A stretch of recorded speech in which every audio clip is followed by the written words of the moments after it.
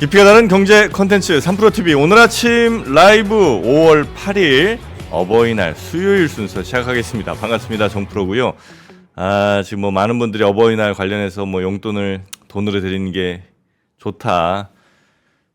그리고 존재 자체가 효도다 뭐 이런 얘기 하시는데 그런 얘기 이제 부모님이 하셔야지 아들이 할 얘기는 아닌 것 같습니다. 네, 부모님이 우리 아들 딸은 존재 자체가 효도다 이런 얘기 이제 해주셔야지요.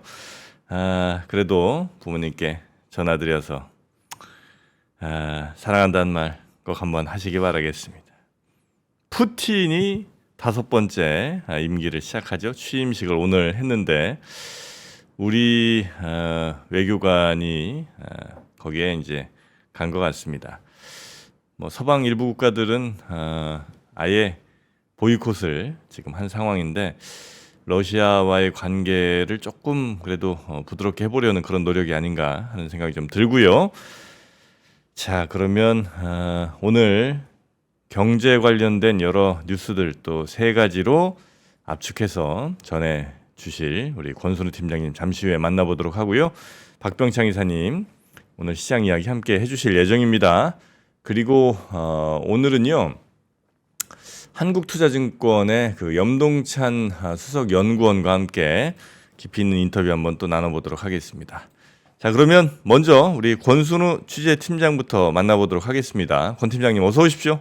예, 안녕하세요. 삼프로TV 권순우 취재팀장입니다. 네, 반갑습니다. 저 얘기했습니다. 뭐죠? 존재 자체가 선물이다. 부모님께?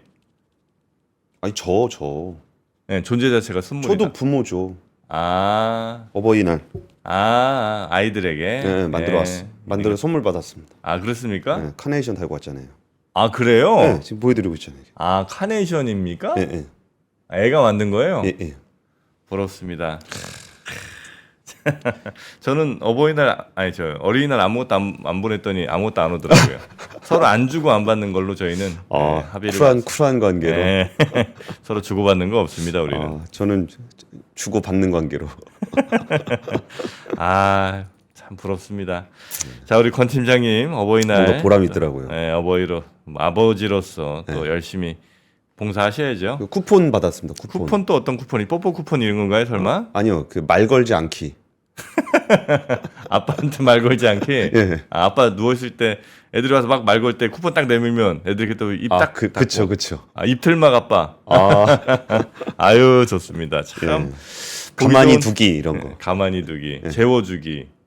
재워주기는 뭐 알아서 자니까 가만히 두면. 그런 건 상관없고 그냥 나중에 건드리지 말아라. 이게 이제 쿠폰의 주 메뉴 구성이군요. 그렇죠. 네. 자, 쿠폰 5월 달 안에 빨리 쓰셔야. 그게 또 애들이 5월 달은 그나마 좀 기억하는데 지나가면 또 6월 달 되면 안 써. 효과가 없습니다. 네. 빨리 쓰시기 바랍니다.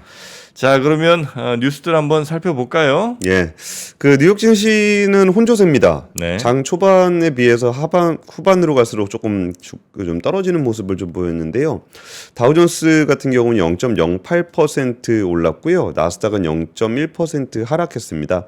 S&P 500은 0.13% 상승했습니다. 네. 근데 전반적으로는 상승 기조가 좀 이어지고 있다라고 보셔도 될 것 같아요. 이게 연속 상승이 좀 많았고 어제 코스피가 좀 많이 올랐었죠. 그 반도체를 중심으로 해서 좀 많이 올랐었습니다. 미국은 지금 인플레이션과 금리와 관련한 방향성을 잘 못 잡고 있는 것 같아요. 좀 전에 김만진 박사님이 좀 상세하게 좀 설명을 해주셨는데 여기서 그 카시카리 연준 총재는 뭐 금리 인상에 대해서 뭐 배제할 수 없다라고 좀 이야기를 하기도 했는데 뭐 다른 데에서는 뭐 금리를 좀 어떻게 하여튼 그냥 아직 그냥 잘 모르겠다가 맞는 얘기인 것 같아요. 그리고 정프로님 제일 싫어하는 데이터 디펜던트. 또 데이터 디펜던트예요? 그럴 거면 거기 사람 왜 앉아 있나? 그냥 인공지능 시키면 되지. 그런 데이터 나온 거 갖고 하는 거 뭐. 예. 그 전반적으로 좀 약세들을 보였는데 어제 그 신형 아이패드를 발표한 애플 주가가 0.4% 소폭 올랐습니다. 신형 아이패드 나왔군요. 예.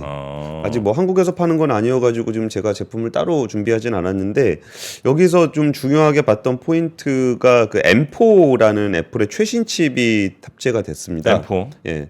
근데 거기서 그 원래 M2, M3, M4 이렇게 가야 되는데 M3 건너뛰고 M4로 갔습니다. 아이패드 기준으로 봤을 때. 그래요? 예. 그리고 이제 M4 칩의 특성이라고 한다 그러면 지금 그동안 이제 애플이 그 AI 못 한다고 뭐 욕 엄청 먹었었잖아요. 네. 근데 여기서 이제 그 MPU라고 해서 네. 그 행렬곱 그러니까 AI 데이터 연산을 잘 하는 연산기가 있어요. MPU라 그러는데 그 MPU 기능이 조금 많이 들어간 그 애플의 가장 빠른 뉴럴 엔진이 탑재가 됐다. 뭐 이런 식으로 설명을 하고 있습니다. 근데 그게 이제 좀 기사로서 좀 주목을 받았고 좀 제가 좀 주목하고 있었던 부분은 울티라 레티나 XDR이라는 뭐 이름은 어려운 굳이 이름을 기억하실 필요는 없고요. 울트라 레티나 그러니까 XDR. 이름 기억하실 필요 없습니다. 이게 예전에 레티나가 이제 되게 그 성능 좋은 무슨 그런 화면으로 한때 광고가 좀 있었는데 그거보다 더 뭔가 진보된 거인 모양이군요. 그러니까 막 OLED 패널 막 2개 해가지고 거기에 뭐 저 텐덤 OLED 뭐 했고 더 밝게 해주고 뭐 이런 것들 있는 건데, 근데 이것이 뭐 이름이 중요한 게 아니라 그냥 그 삼성과 LG의 OLED 패널이 중형으로 처음 들어갔다.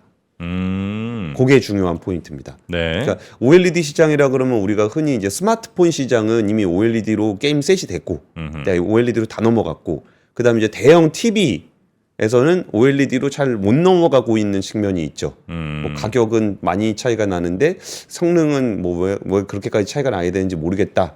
그리고 이제 LCD 시장은 이미 중국으로 다 넘어갔고, 그리고 이제 디스플레이 시장에 뭐 그다지 뭐 신규주의 모멘텀이 없다라고 생각하시는 분들이 좀 계시는 것 같은데 이 중형 사이즈 OLED는 아직은 무주공산입니다. 근데 여기에 이제 그러면 중형 아이패드, 노트북 뭐 이런 거에 들어가는 OLED를 좀 비싸더라도 팔 수 있는 데가 어디냐라고 했을 때는 애플이거든요. 그러니까 애플이 먼저 여기서 이렇게 쫙 이걸 한번 뽑아주면 야 중형도 OLED야라고 해서 한번 그거를 좀 기준을 한번 잡아주면 그 뒤로 이제 줄줄이 바뀔 수도 있잖아요. 그러니까 처음에 스마트폰이 그렇게 바뀌었듯이 여기 중형도 바뀔 수 있잖아요. 근데 여기다가 지금 우리나라 삼성 디스플레이하고 LG 디스플레이가 투자를 굉장히 많이 해놨습니다. 그러니까 이게 잘 되면은 이제 디스플레이 시장에서는 또 다른 영역이 만들어지는 거고 그게 아니면은 없는 걸로 하겠습니다.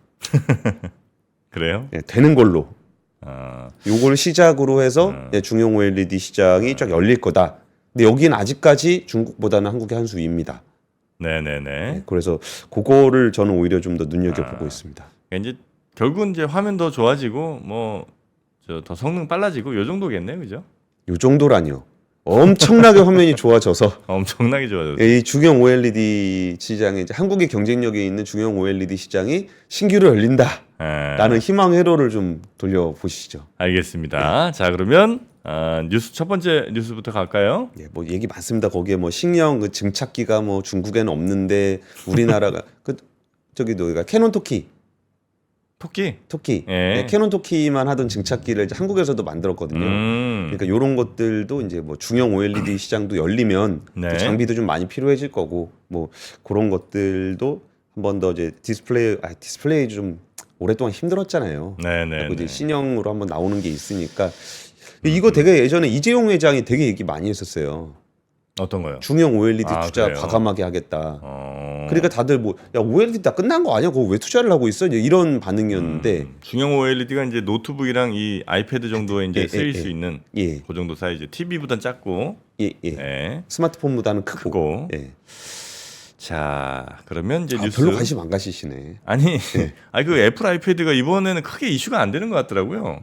보통 이제 원래 애플의 신제품 하드웨어 나오면 엄청 이제 뭐 아이폰이야 워낙 이제 그렇고 그다음에 이제 아이패드나 맥북도 좀 이렇게 뉴스들이 많이 나올 텐데 저는 이게 아침에 이렇게 보니까 뉴스가 이렇게 많이 안 나오는 거 보니까 크게 이번에는 좀 뭐가 없는 거 아닌가 이런 아이패드 생각이. 파셨어요? 저요? 네. 팔았냐고요? 네. 아니 왜? 지난번에 판다 그러셨잖아요. 아이패드를? 네. 내가? 잘 안 쓴다고. 안 쓰긴 안 써요. 여러분 중에 저 사실 분 있으면 진짜 좋은 거 아이패드 프로 제일 큰 거 바로 이전 모델입니다. 제가 이게 지금 1,100 얼마였죠? 몇 달러부터 시작이죠, 여기가? 애플 아이패드 프로가 1,199달러부터 시작이니까 제게 거의 최고급 모델입니다. 100달러부터 제가 당근 거래 많이 하세요? 네? 많이 하세요? 당근 거래? 당근 거래? 네. 몇 번 했죠. 세 번째 뉴스에는 당근 거래할 때 세금 내는 거에 대한 얘기를 준비했습니다. 아 그래요? 자, 첫 번째 뉴스부터 갑니다. 네, 첫 번째 뉴스는요. 연금 개혁이 좌초가 됐습니다. 그러니까 국회 협상이 여야 갈등 끝에 좌초됐다라고 기사가 나왔는데요. 저는 이거를 좀 표현을 바꾸고 싶습니다. 그러니까 여야 합의로 좌초시켰다. 합의를 좌초시켰다. 네, 여야 갈등으로 좌초됐다가 아니고 여야 합의로 좌초시켰다. 이게 결국은 2007년 이후에 이제 17년 만에 한 번 더 해보자는 거였는데 일단 21대 국회에서는 안 하는 걸로 합의했다. 네, 22대 국회로 넘어가게 됐고 22대 국회가 열리면 이거는 다시 원점 재검토에 들어갈 수밖에 없게 됐습니다. 네. 주호영 국회 연금개혁특별위원회 위원장은 21대 국회에서 결론을 내자고 합의하고 의견을 접근했지만 최종적으로 소득 대체율 2%포인트 차이 때문에 합의에 이르지 못했다라고 얘기를 했습니다. 아직 국회는 3주가량 남았지만 일단 합의 불가 선언을 하게 됐습니다. 그리고 원래는 오늘부터 5박 7일 일정으로 영국 스웨덴 출장을 국회 특위위원들이 가기로 했는데 안 가겠답니다. 그러니까 왜 안 가냐 그랬더니 뭐 저런 거죠. 어차피 합의도 안 될 건데 출장 갔다 오면 욕이나 먹는다. 그게 이제 합의가 출장을 가지 않았던 이유라고 합니다. 연금개혁의 최종안은 우리가 조금 며칠 된 뉴스를 좀 전해드리면 그 당시에 이제 이른바 공론화위원회 수기 과정이 있었죠. 네. 그때 시민대표단에게 나왔던 안이 보험료율을 13%로 인상하고 소득 대체율을 50%로 높이는 게 1안. 네. 보험료율을 12% 올리고 소득 대체율 40%를 유지하는 것이 2안이었죠. 그때 공론화위원회에 참여했던 시민대표단은 1안 소득 대체율을 50%로 높이는 안을 선택했습니다. 더 많은 선호했죠. 56%가 선호했죠. 네. 그러니까 1안을 선택을 하게 되면은 소득 대체율이 올라가기 때문에 연금 개혁의 효과가 별로 없습니다. 거의 고갈을 막는 효과가 별로 없습니다. 근데 이 두 안에서 이제 대체율이 이게 나오고서 국회로 넘어간 다음에는 네. 이거를 보험료율을 13% 인상하고 그리고서 소득 대체율을 45%로 할 것이냐, 43%로 할 것이냐를 가지고 민주당에서는 45%로 올리자라는 거였고 국민의힘에서는 43%로 올리자라는 거였습니다. 얘기가 복잡하긴 하지만 결국은 2%포인트 차이죠. 네. 이 안을 결국은 좁히지 못했다라는 건데 납득이 가십니까? 저는 뭐 누차 말씀드렸습니다만 국민연금 이거 안 된다. 젊은 사람들한테 너무 부담을 크게 준다.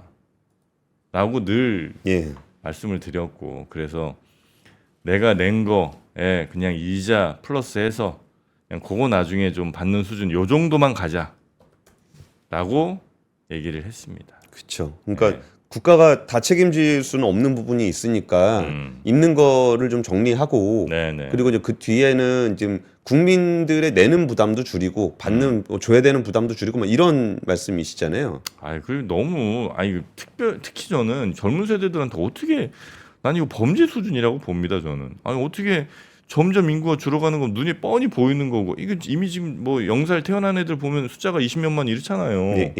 이 애들한테 어떻게 100만씩 되는 그 같은 나이로 만약에 따져보자면 그 할아버지들 그 인생을 다 책임지라고 하냐고. 나는 그 사람들 돈 땡겨갖고 나중에 지금 먼저 받고 나서 나중에 그 애들이 어떻게 살지가 난 너무 걱정입니다. 그렇죠. 뭐 어마어마한 무슨 뭐 지하 자원이 막 있어갖고 한 50년 뒤부터는 막 기름이 펑펑 나는 건 또 모르겠어. 그런 것도 아니잖아. 국민연금을 이제 만들던 시기에는 그 만들던 시기가 진짜 못 살다가 이제 좀 경제 성장이 됐으니 그 못 살던 시대를 살아왔던 분들을 약간 부양하는 차원으로 만들어진 제도잖아요. 뭐 그런 측면이 있죠. 근데 지금은 이제 거의 고령화 시대가 돼가지고 그분들을 우리가 부양할 수도 없을 뿐더러 그리고 뭐 그렇지 않은 분들도 많지만 그분들이 더 부자인 경우도 많아요. 그렇죠, 그렇죠, 맞아요. 예, 그러니까 지금, 과거에는 노인분들이 굉장히 빈곤하신, 그러니까 지금도 노인 빈곤층이 없다는 얘기는 많죠, 아닌데 많죠. 예. 부자인 그 노인들도 굉장히 많아지고 있거든요. 네네네. 그러면은 그때 제도가 잘못됐다는 게 아니라 지금 시대에 잘 안 맞는다는 거죠. 그렇죠. 그러니까 만들 때는 난 그 충분히 이해한다니까. 만들 때는 그때는 이자율도 뭐 전 세계가 다 높았고 우리나라도 막 10몇 %씩 은행에서 막 때려줄 때니까 예. 그것만 쌓아도 돈이 얼마야. 그리고 점점 더 그때는 피라미드처럼 인구가 늘어날 거라고 생각을 했으니까 그러니까 나중에 훨씬 더 많이 받는 구조를 만들어도 문제가 없었죠 그때는. 예. 그러나 이제 지금 완전히 역피라미드로 인구가 줄고 있는데 어떻게 그 시절에 받던 거를 그대로 유지하면서 받는 그 구조 시스템으로 만드냐는 겁니다. 저는 그래서 이제는 이제 젊은 미래 세대 좀 생각 좀 합시다라고. 저도 사실은 그대로 가면 좋죠. 차라리 저도 아마 그래도 플러스인 쪽일 거예요 아마. 그렇죠. 그러나 저는 그렇다고 해서 우리 아들 뭐 딸 세대들한테 그 부담들을 다 물려주는 거는 난 너무 이건 비합리적이다라고 생각을 합니다.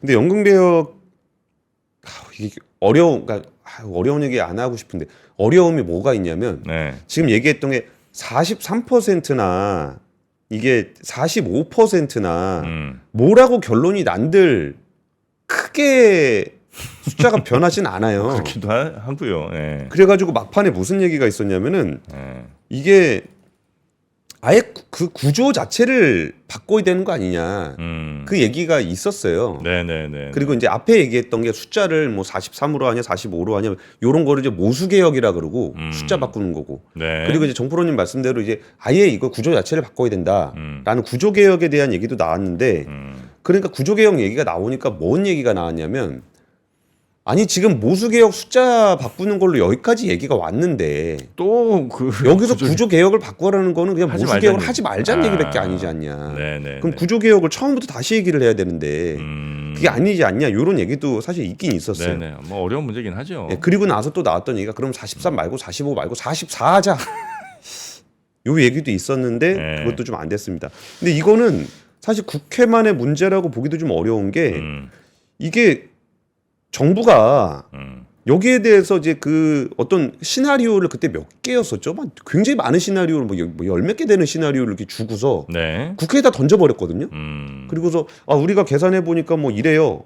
이런 식으로 내놓고 그리고 나서 이제 그 당시에 일단 보통은 정부가 이제 뭐 합리적이라고 생각하는 안을 주고서 국회한테 한번 이 안에 대해서 한번 토론해서 의사결정을 해주세요. 요런 구조가 보통 일반적인 얘기인데 네. 여기는 그냥 대충 뭐 진짜 그렇게 많은 시나리오였을 거면 그게 굳이 전문가가 왜 필요했는지 모르겠을 정도로 그런 시나리오 보기 쫙 주고서 그냥 던져가지고 국회 보고 하라 그러니까 네네네. 정부가 개혁안을 제시하지 못하고서 국회로 책임을 떠넘겼다라는 비판도 있어요. 네. 그럼 그거에 앞서서 그럼 정부에서는 또 뭐라 그러냐? 전문가들 탓을 합니다. 아니 그렇게 그 평생을 자기가 연금 전문가라고 이렇게 뭐 수많은 용역과 그 연구를 하고서 정작 국가적으로 필요한 시점에 전문가적인 식견으로 안을 주는 게 아니라 그냥 뭐 A, B, C, D, E, F, G, H, I, J, K, L, M, N 이걸 주고서 일반 국민들한테 그냥 결정하라 그러는 게 이게 말이 되냐? 이렇게 그러니까 결국은 이제 누가 고양이 목에 방울을 달 것인가인데 그리고서 그때 그 시민단체 시민 대표단에서 이러한 얘기 나오니까 보건복지부 뭐라 그랬습니까? 이게 재정을 더 어렵게 만들고 미래 세대 부담을 키울 수 있다. 그럼 보건복지부 안은 뭐였는데? 네. 참 답답한 부분이에요. 네. 그리고서 이제 결국 누가 고양이 목에 방울을 달 것인가 하는 문제에 있어서 결국은 또 지금 결론을 못 내고 뒤로 넘어갔는데 제가 이제 국민연금에 뭐 국민연금도 뭐 안을 제시하지 못했으니까 별로 그런 말 할 자격은 없는데 네. 국민연금에 좀 고위 관계자 만났을 때 국민연금 고위 관계자 얘기는 연금 개혁안을 뒤로 미룬 것은 합의나 연금 개혁안을 뒤로 미룬 것이 아니라 미래 세대에다 그냥 부담을 떠넘기자라는 얘기다. 그렇죠. 그리고 이제 개혁안이 미뤄졌다라는 거는 그 기간만큼 개혁안이 만들어지는 그 기간만큼 그냥 차라리 미래 세대에 부담을 떠넘기자라고 우리는 결론을 내린 것이다라는 얘기가 되게 뼈아프게 좀 들렸습니다. 네. 그리고 또 여야 합의로 여행들 많이 나갔죠.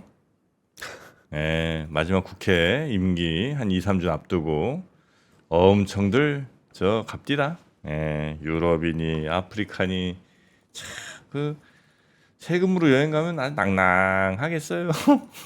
참. 근데 꼭 소득 대체율을 연금으로 이렇게 해야 되는지 잘 모르겠어요.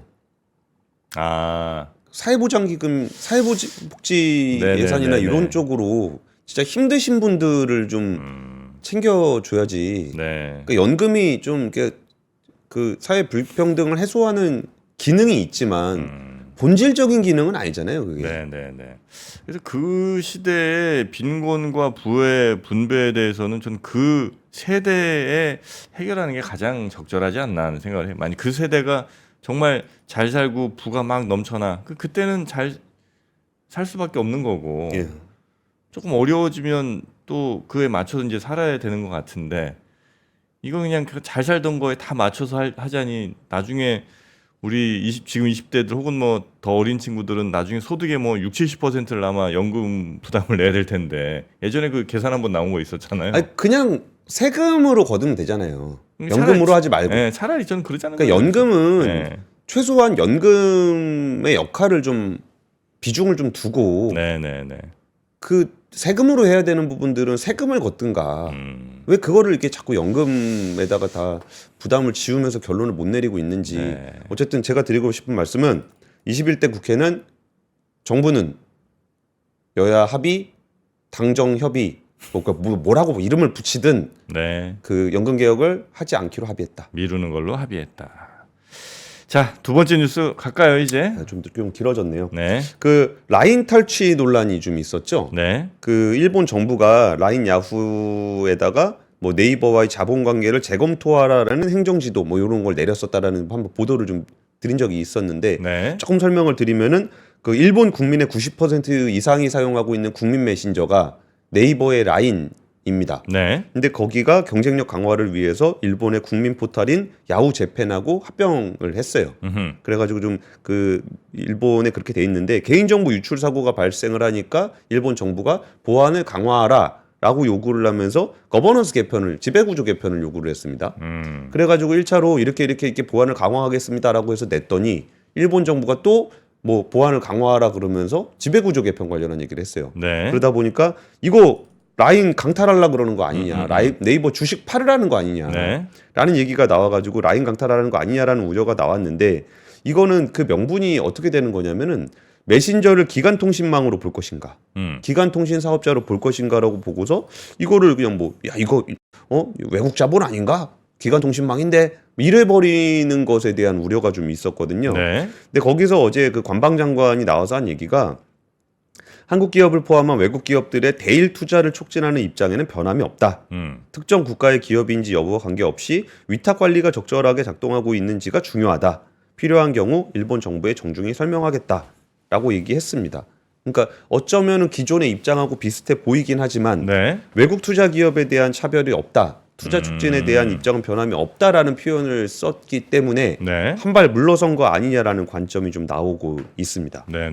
그리고 이게 지금 7일에 기자회견을 한 거고 그리고 오늘 라인 야후, 내일 소프트뱅크의 실적 발표가 있습니다. 그런 컨퍼런스 콜에서 무슨 얘기가 나올까라는 네. 것에 대해서 좀 오늘하고 내일 또 지켜봐야 될 부분이 있는 것 같고요. 여기 또 하나 좀 같이 연결해드리면은 국내 IT 시민단체가 이거는 제2의 독도 사태로 비화가 될 수 있다라고 좀 얘기를 하면서 국가적 태스크포스를 구축해 대응할 것을 촉구했습니다. 근데 여기서 어떤 얘기를 했냐면 플랫폼을 현대의 디지털 경제에서 한 국가의 주권과 영토는 물리적 공간에만 국한되지 않는다. 네. 플랫폼을 기반으로 한 글로벌 디지털 공간과 주권 역시 대단히 중요한 것이다. 라고 좀 얘기를 했는데 저는 이 관점에 대해서는 조금 부정적입니다. 네. 왜냐하면 이렇게 되면은 일본이 그 네이버의 라인을 강탈할 수 있는 명분이 오히려 되는 것 같아요. 어떤 의미에서요? 이거는 디지털 공간과 주권이 되게 중요한 거다. 아, 주권 예. 문제로 들어가면 예, 그러니까 뭐 디지털 경제에서 한 국가의 주권과 영토는 물리적 공간에만 국한되는 게 아니니까 그러면은 라인을 국민 메신저를 다 쓰고 있으면은 그 우리나라가 뭐 일본에 그 거기를 우리나라가 식민지 삼는 게 아니잖아요. 아니, 근데 온라인 뭐 여기에서 주권 얘기하는 건 약간 좀 뜬금없는 거 아니에요? 그러니까 이것도 뭐 제2의 독도 사태. 독도는 우리 땅이잖아요. 네네. 이거는 영토와 주권과 관련된 문제인데 아니, 이거는 오히려 자본의 논리로 풀어야 되는 게 아닌가 싶은 생각이 좀 있어요. 음... 이거 우리 건데 왜 그걸 뺏어가요? 네. 이건 아니 자본주의 사회에서 주식을 왜 국가가 뺏어가냐? 라는 게 오히려 맞지. 이걸 네. 뭐 독도 문제라든지 아니면 이게 뭐 디지털 공간의 주권 뭐 이런 얘기하는 거는 조금 오히려 일본한테 명분을 주는 게 아닌가라는 생각이 좀 들었고요. 좀 시간 관계에서 바로 넘어가겠습니다. 네. 그 건강기능식품을 오늘부터 당근 거래를 할 수 있게 됩니다. 중고 거래를 할 수 있게 되는데 네. 우리가 이거 진짜 어떻게 해야 되는지에 대한 기준이 있습니다. 음. 그 기준 한번 같이 보시면은 미개봉 상태여야 됩니다. 음흠. 그리고 그렇지. 냉장되는 그런 건 안 돼요. 안 되겠죠. 실온이나 상온. 왜냐하면 유통이 되게 중요하기 때문에 네. 그러니까 건강기능식품의 유통이 중요하기 때문에 여기서 그동안 중고 거래를 허용하지 않았던 거거든요. 근데 오늘부터 1년간 시범 서비스 되는 겁니다. 왜 오늘이 되게 중요하냐라고 저는 개인적으로 생각해 봤을 때 어버이날 선물로 건강기능식품 엄청 왔다 갔다 할 겁니다. 맞아요. 그럼 집에 막 쌓여 있는 거 좀 어떻게 할까 하다가 아. 당근거래 많이 하실 것 같아가지고 네. 오늘 말씀을 드리는 겁니다. 소비 기한이 6개월 이상 남아 있어야 됩니다. 네. 그러니까 요게 아니면은 거래를 하시면 안 되고요. 그것 때문에 또 딴 데는 안 되고 번개마켓하고 두 군데만. 당근만 됩니다. 네. 이게 왜 그러냐면 이거를 이제 모니터링할 수 있는 요원들이 투입이 돼 있어야 돼요. 여기 시범 규모가 좀 큰. 예. 네. 그런 거 하나 있고 어제 좀 이슈가 됐던 부분들이 뭐가 있었냐면은 그 당근 거래를 하는데 이게 네. 국세청에서 이번에 종합소득세 신고해서 안내서를 보냈어요. 네. 근데 거래 완료되면은 이거를 다 체결된 걸로 보고 네. 거기다가 세금을 부과를 했습니다. 그러니까 내고해가지고 뭐 100만 원짜리 70만 원에 내고했다. 그래도 100만 원으로 안내가 갔고 아, 그래요? 예, 신고 완료를 거래 완료를 그냥 누르기도 하잖아요. 네. 올리려고. 아. 거래 안 됐는데 거래 완료 누르고 네네네네. 다시 쓰면 위로 올라가잖아요. 네. 그래서 그거를 거래 완료를 누르면 거래 완료 처리가 됐다. 그러면은 바로 여기도 세금 부과가 됐습니다. 아, 그래요? 네, 100만 원짜리를 취소가 아니라 완료 이렇게 하면은 3번 300만 원 이런 식으로 됐습니다. 근데 이런 경우에 그럼 그거를 내가 세금을 다 내야 되냐? 아닙니다. 그거는 국세청에서 우린 이렇게 보고 있는데요. 라고 해서 세금을 안내를 한 거고 그게 아니라 그러면은 자기가 이제 신고를 하면 서명을 됩니다. 해야 되고. 예, 그게 아니라고 하면 됩니다. 근데 거기에 대해서도 뭐 너무 과세 편의주의 아니냐라는 얘기가 좀 나오고는 있는데 현재까지는 그렇다라는 말씀을 드리는데 여기서 그 포인트 중에 하나가 중고 거래의 세금은 어떻게 내야 되는가? 그러네. 그러니까 여기서 개인 간의 거래에서는 세금이 안 되는데 사업자라 그러면 내야 됩니다. 개인은 안 내요? 개인은 안 냅니다. 근데 개인인데 엄청 팔아제껴. 걔는 사업자입니다. 사업자 등록증 안 내는데? 실질적으로 사업자입니다. 아, 그래요? 그럼 어디가 기준이야? 없습니다. 기준이 없다고요? 그러니까 그 기준에 대해서 국세청에서 계속 질의가 들어가는데 네. 질의가 들어가니까 국세청에서 했던 얘기가 거기에 대한 명확한 기준을 만들면 그거를 회피하려는 움직임이 생긴다. 아, 그럼 봐서 이놈들은 이거는 저 전문이다. 이거는 그냥 어쩌다 살면서 하나 뭐 두 개 판 거다. 이 정도면 이제 안 하고 예. 계속 파는 사람들 이런 사람들은 잡겠다는 거네, 그죠? 그렇죠. 그게 왜 그러냐면은 사업자가 그냥 거래하면 세금 내야 되니까 개인 간 중고 거래인 양 신제품을 거래할 수도 있거든요. 네. 그러니까 그거 문제가 돼가지고 과세를 하는 건데 여기서 되게 아이러니한 게 뭐냐면 네. 이 건강기능식품도 사업자는 하면 안 됩니다. 중고 거래를. 네. 거기서 식품의약처에서는 가이드라인을 줬어요. 뭐라고요? 사업자의 기준을. 네. 거래 가능 횟수는 10회, 누적 금액으로는 10만 원까지만 가능하다. 아, 그 정도까지는 그냥 개인 간 거래로 보고. 국세청은 사업자에 대한 기준을 안 줬는데 네. 식약처는 여기에 대한 기준을 줬다. 근데 건기식에 대해서. 건기식에 대해서. 야, 근데 건기식은 저도 뭐 받기도 하고 뭐 누구 드리기도 하는데 대체로 그 선물하는 그 딱 순간이 끝이지 그 뒤로 그거 챙겨 먹는 사람들이 많이 계시나? 저도 잘 안 먹거든요. 아, 드시나? 드세요? 많이? 저는 이렇게 막 계속 챙겨 먹으려고 네. 눈에 보이는 데다가 자꾸 놓습니다. 아 그래요? 아 그럼 드시고.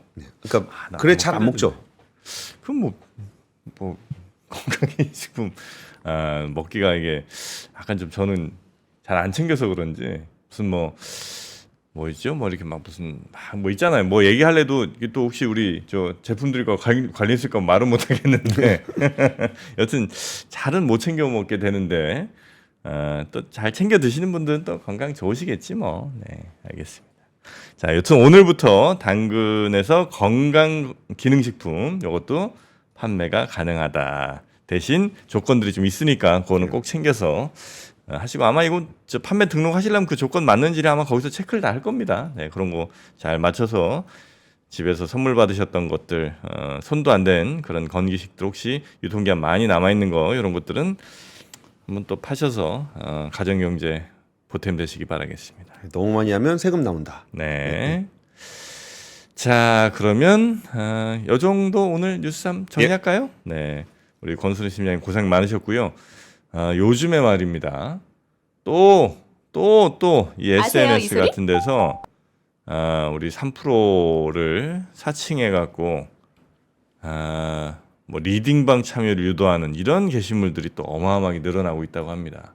뭐 예전에도 뭐 많았죠. 한 2, 3년 전부터 엄청 많았는데 예. 그러다가 또 조금 잠잠해지는가 싶더니 뭐 카톡 저 단체방 뭐 이런 데서 또 기승 부리고 이번에는 저 페이스북이랑 인스타 이런 데서 또 엄청 시작하나 봐요. 광고를. 저 김프로님 밴드 어제 들어가 보려고 하다가 못 들어갔습니다.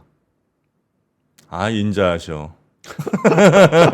참 인자하다 인자해.